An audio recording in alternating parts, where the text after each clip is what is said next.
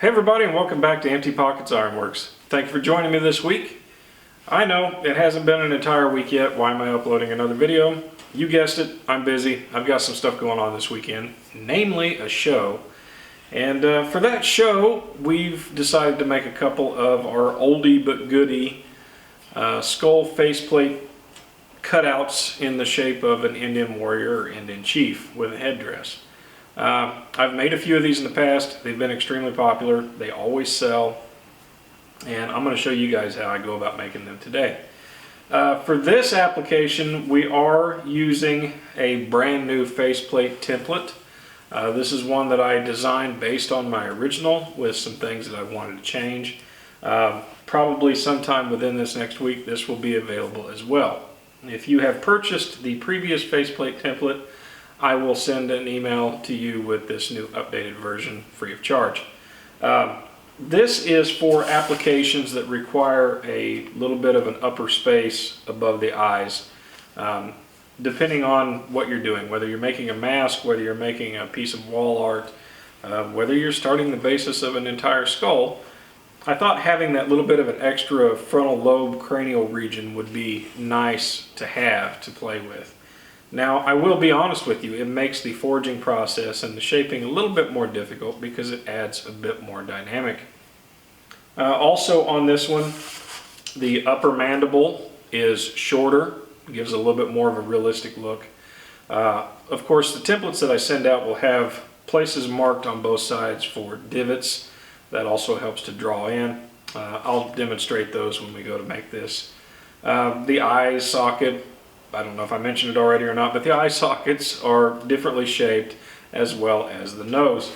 Not that there was anything wrong with the previous way, as you've seen. It works fantastic. It's just for this and for some other applications, I thought why not change it up a little bit and give people options. So I did mark on this, and you'll have the mark as well. You can cut it to basically mimic the other faceplate template if you don't need this upper area. So as far as the headdress is concerned, I am going to make a template for those as well that can be printed out. As of right now though, I've just got a quick hand-drawn, very crude, very rudimentary drawing that I've used. And before, when I made the other ones, it was just hand-drawn onto the steel, so there was never any copy. So this one is the first iteration of that. I'll update it, make one that's more permanent, and then that'll be available to you guys as well. So, without getting too much into it, let's get started. Should be a fun project. Follow along. I'm going to kind of narrate throughout, especially while forging the faceplate, so that you guys know what's going on. And if you have any questions, hit me up in the comments section down below. As always, thank you for joining me. Remember to hit the subscribe button if you haven't already. New video content uploaded weekly. And remember to share with your friends. I really appreciate it. The channel's growing. We're over 2,000 subscribers now, which is amazing. And it wouldn't be possible without you guys. So stick around, subscribe, like, comment, share, and definitely comment. I like hearing from you guys. Let's get started.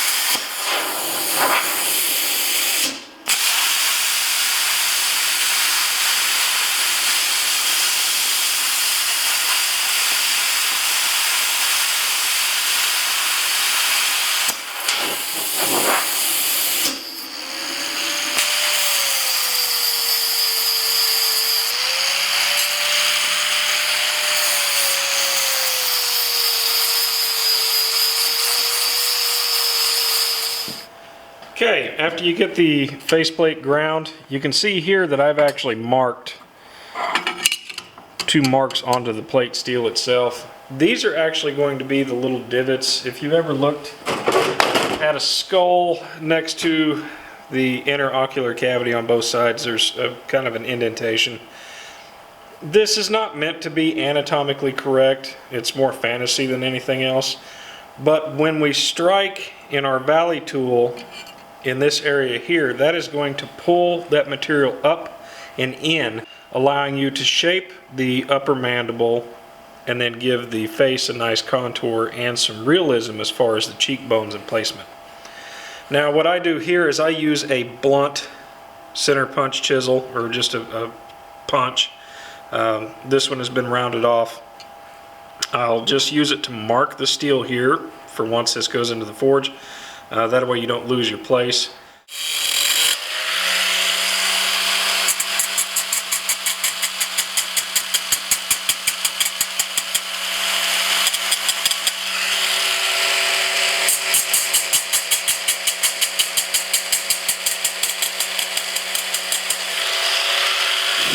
Okay, so if you can hear me okay while the forge is warming up, I use a valley tool and I add a little bit of shape and dimension to the feathers while it's cold.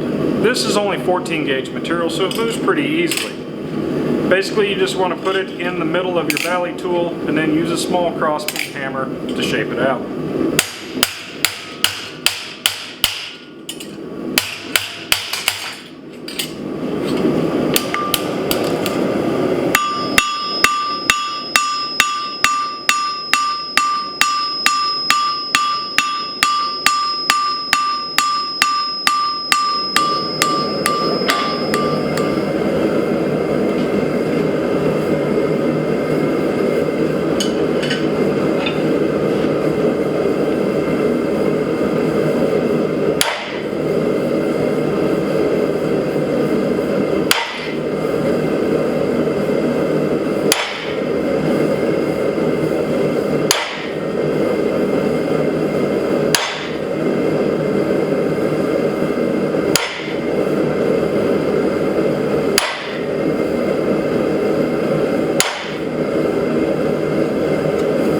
Okay, so after the initial shaping of the teeth that you just saw, I like to pull it back out of the forge, bring it over here, and we're going to set the top portion of the nose using the valley tool.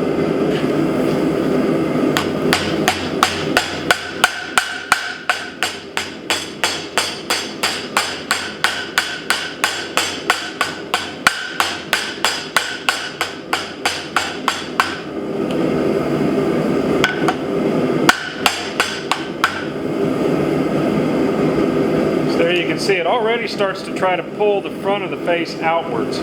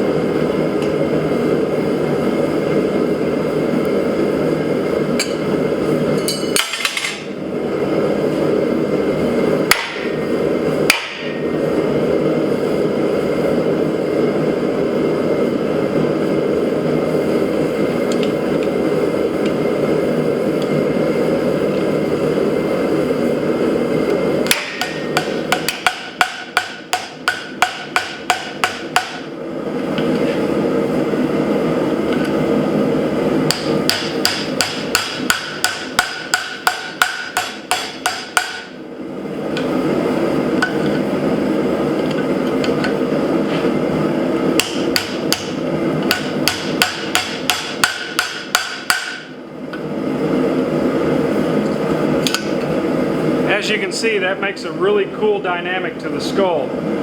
On the horn of the anvil, we'll round out the upper mandible. Also, we're going to add some dimension to the cheekbones here in just a second on the next heat.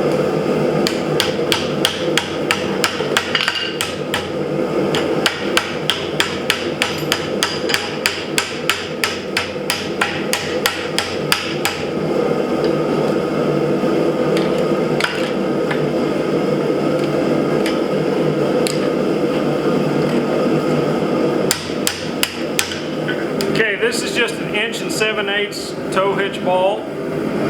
I've actually got a handle welded onto this because I use it kind of like a top tool sometimes. I haven't had a chance to demonstrate it in a video, but it works really well. What I utilize this for is for refining the eyes. It's almost just the perfect shape and size. And with it being flat on top, if you need to work something out, it just gives you a lot of different dimensions in tooling for something that's usually relatively free. I mean, you can find these things anywhere. I do this cold. You can see that it's cold. Once I have broke the teeth over and I've gotten kind of the main shape of the lower base of the skull, I leave the forge going, but I'll refine these. And the reason that I do it cold is because if it's hot, for one, it's hard to hang on to. Two, being cold, it seems like it gives me a little bit more control because I'm not moving the material as easily as I would if it was hot.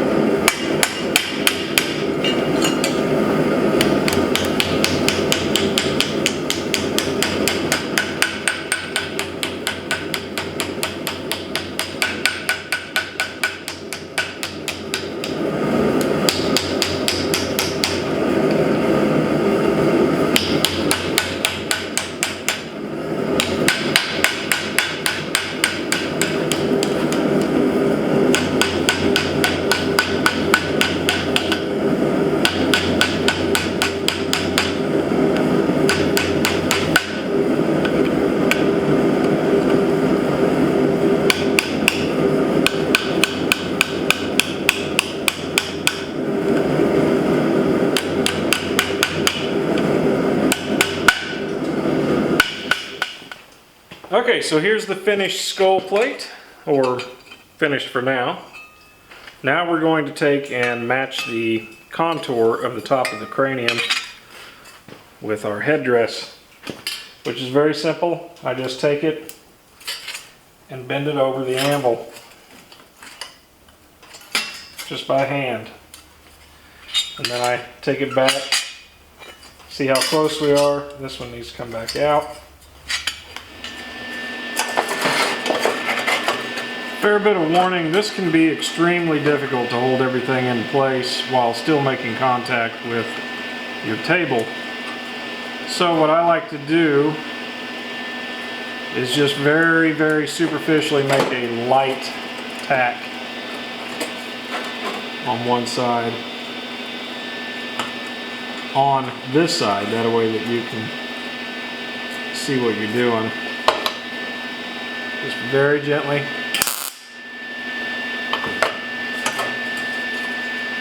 Now with my Lincoln welder here, I've got her turned down pretty low. That way I don't burn through the sheet metal. I like the way that looks, so now we're going to tack her on the back side.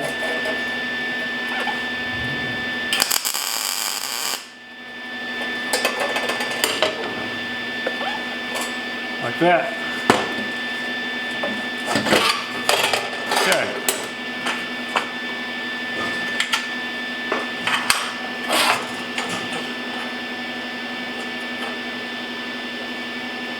Some decorative elements.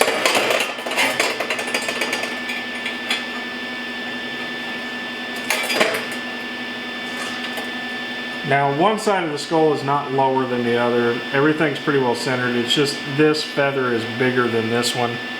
I don't know if you can see it in the camera or not, but it doesn't necessarily pose a problem.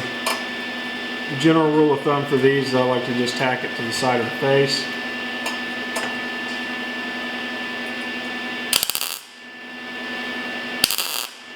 This is also where a TIG machine would come in real handy. So, you know, if anybody wants to throw forth a sponsor, give them my info. So we want to keep it fairly even with the other side.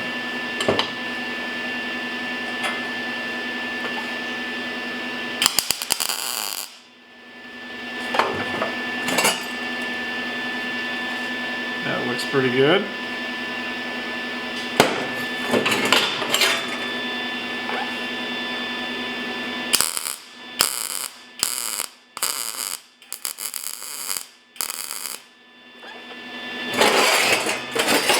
Definitely not the prettiest welds in the world. Sorry about that, guys.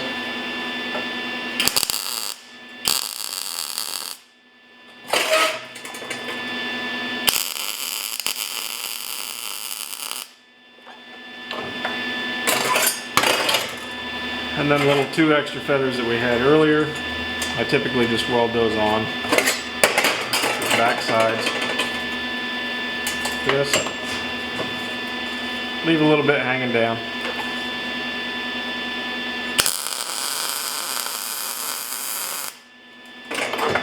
The main reason being is if you weld the main structure of the feather itself, then you cannot move it afterwards, or at least you can't move it very easily.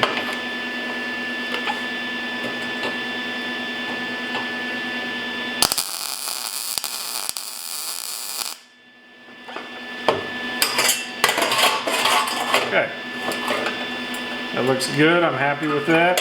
Now we're going to use the MIG welder just to add a little bit of decorative to it. Basically just these here. I don't think I'm going to go too crazy. I might put some beads around here. But that's just blot work with the MIG welder.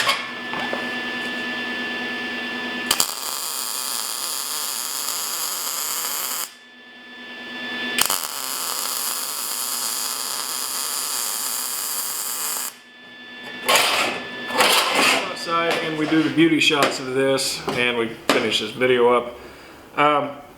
As you may or may not have noticed, there is no ambient music or no overdubbed music in this video or the previous. If you like this format, let me know down in the comments. This one I talked while machinery was running, while the forge was going. I don't know how the audio is going to turn out. It may be complete trash, but I'm experimenting. I've had a couple of individuals comment on the videos stating, just let the work be the music. Don't use the stupid overdubbed music. And, you know, I get it. Not all types of music are everybody's taste. It's not particularly my taste. It's not my favorites, but I have a pretty eclectic and vast array of music that I do like. You know, so typically for videos, especially like out in the shop with the forging, I try to keep it very folk oriented. I don't want to say just straight on bluegrass, but you know, just something that you would hear in the mountains somewhere, you know, something that kind of correlates with what I'm doing. Obviously that's not for everybody. I'm not in a position to use licensed music, so I'm experimenting. If you like the breaks in between what I'm doing with music playing in the background, let me know. If you like this format with my talking and narration throughout and talking over machinery, let me know. And so anyway, I can't clear coat this because it's 20 degrees in the shop right now, but we'll hang it up, we'll take some pictures of it, and yeah, thank you guys for watching. I'll see y'all next week.